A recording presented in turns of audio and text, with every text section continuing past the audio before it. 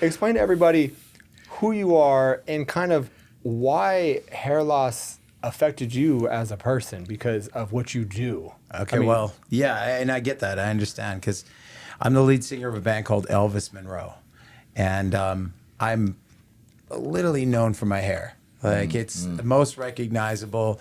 I think that and black nail polish and eyeliner were like the things that the fans gravitated to, and so for me, I had a good run. I had a good run of having hair most of my life. My sister's in the room; she can attest to this. It was like everywhere I went, you know, I would get the "Hey, I know you," because I had this big faux hawk, sideburns that went down to here. Like but they looked tattooed in, like because I kept my sideburns like really. Was it got to be glued? No, it wasn't. But what I'm saying is that's the way it came across. Yeah. Because they were so precise and I had this down.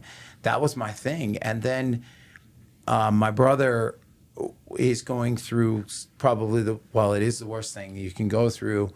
And they had given him a time limit in the hospital. This is how much time you have. And I remember laying on the couch next to his bed, and we're about 3 days in, about 9 days that I'm in the hospital with him. And he just pops up and goes, "Hey, I know your hair's thinning under there."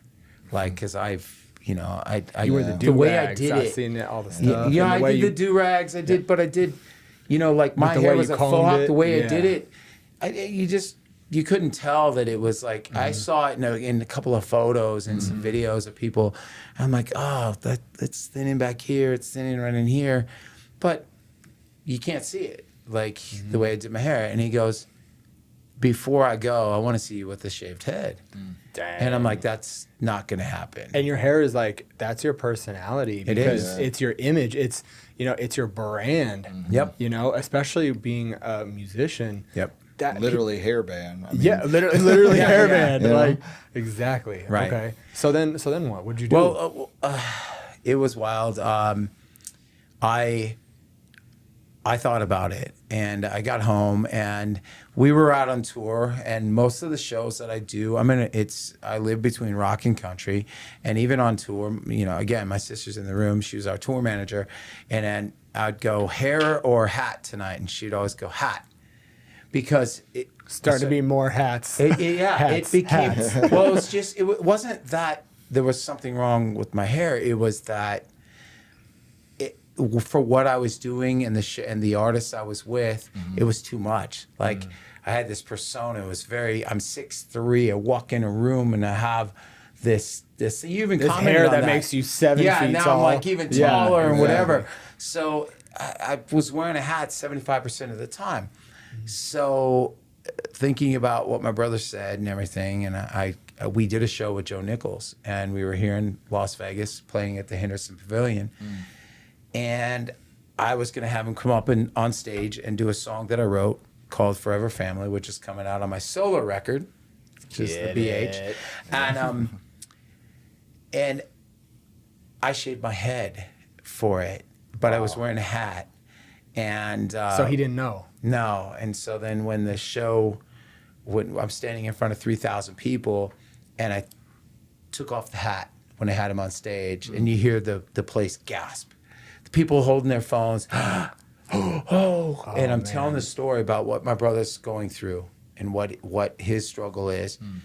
Here's what's going to keep him alive. It's going to be love, our family, the fans, the prayers, everything, right? And I said, we don't go into battle we're Native American Indian. We don't go into battle without wearing war paint. And I took paint and I rubbed it on my face. And then I took and put it on him, and now we're both in tears, and we're trying to do the song. How do you even do a song after that? Right. Well, it was tough. Man, it really, you're professional. No, it was tough, and pulled my family on stage, and then over time, I was like, oh, I'll grow my hair back out. I did this for my brother, and I look, and I'm like, wait a minute, this is worse than I thought it was. Yeah, because when it's shaved down, you can really start to see. You see it, yeah. So then now I'm struggling. Like it's not it's just not happening. And then I see you at the gym, and I walk up to you at the gym, but I don't know this. You just look like this model who's like, he's hair, like, right? he just shaves his head down to I'll take it. whatever. No, for real. And I'm like, you're all tatted up, and I'm like, you know, you got your own vibe. But I waited till my girl was there and your girl was there, and it was like being cool about this, you know. And I walk up to you and I ask you, you know, to, you know, like I just comment on it, and then you lean in and let me know that this is SMP Ink. This is what we do. It's my company, and you pointed out Marvin, and you were like, he's the same way. I'm like, wait a minute, what? There's a remedy to this?